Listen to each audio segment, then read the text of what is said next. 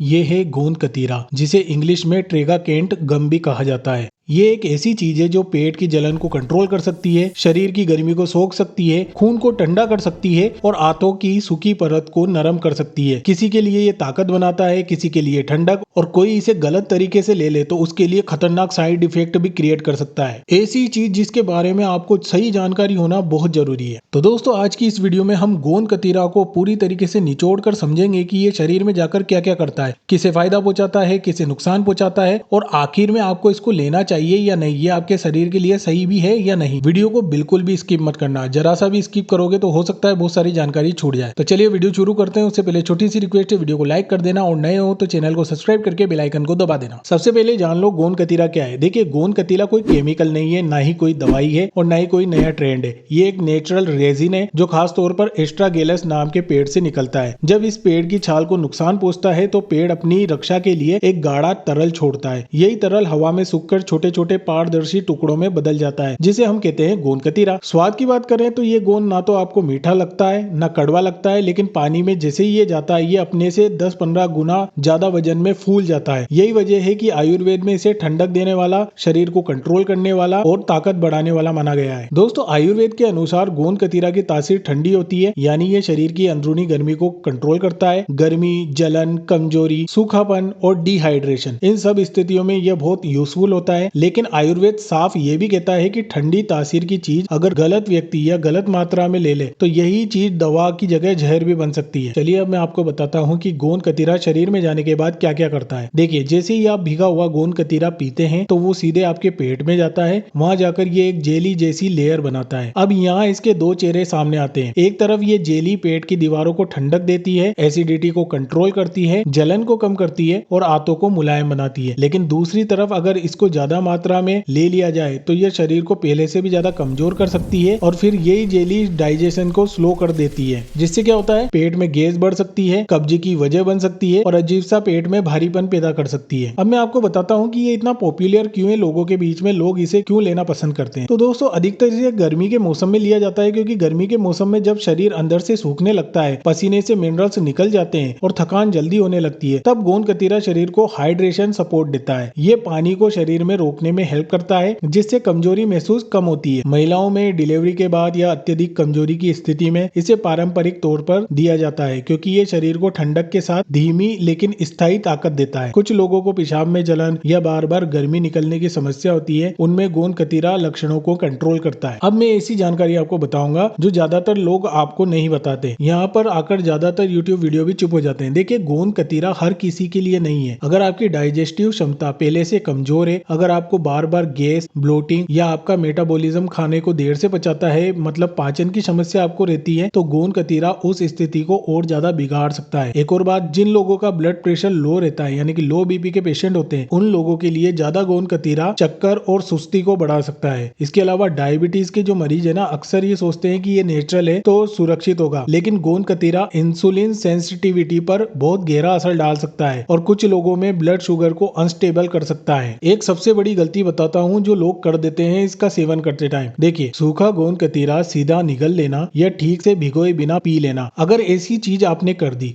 तो ऐसा करने पर यह गले या पेट में जाकर अचानक से फूल जाएगा, जिससे चोकिंग, पेट दर्द और यहाँ तक कि इमरजेंसी तक की नौबत आ जाएगी। फौरन आप अस्पताल में रेफर भी किए जा सकते हो, क्योंकि अगर शरीर के अंदर जाकर ये फूलता है तो ये बहुत बुरी तरीके से रिएक्ट करेगा, शरीर को बहुत ज्यादा हार्म कर सकता है। अब आप पूछेंगे तो फिर सही तरीका क्या है। देखिए, गोंद कतीरा को हमेशा रात को साफ पानी में कम से कम 8 से 10 घंटे, जी हाँ, कम से कम 8 से 10 घंटे भिगोना चाहिए। सुबह वो पूरी तरीके से फूल चुकेगा, जेली जैसा बन जाएगा, तभी उसका इस्तेमाल करना। इसके अलावा एक बात और हमेशा ध्यान रखना कि आपको कितना लेना चाहिए, इसकी भी समझ होनी चाहिए। देखिए, हमेशा आपको बहुत ही कम से शुरुआत करनी चाहिए, चाहे कोई भी चीज हो, और एक बार इसको लेकर देख लेना आपकी बॉडी किस तरीके से रिएक्ट करती है। देखिए, हर किसी की बॉडी अलग अलग तरीके से रिएक्ट करती है, किसी को ये पूरी तरीके से सूट कर जाता है तो किसी को ज्यादा ज्यादा सूट नहीं कर पाता। इसलिए अपनी बॉडी के अकॉर्डिंग इसको पहले लेकर एक बार टेस्टिंग के तौर पर देख लेना। बॉडी में अगर सब कुछ सही होता है तो उस हिसाब से आप मात्रा को थोड़ा ज्यादा या थोड़ा कम कर सकते हैं, लेकिन ज्यादा मात्रा किसी के लिए भी सही नहीं है। अब वो लोग जिनको इसको बिल्कुल नहीं लेना है वो कौन कौन से, देखिए गर्भवती महिलाएं बिना डॉक्टर की सलाह के इसको बिल्कुल भी मत लेना। इसके अलावा जो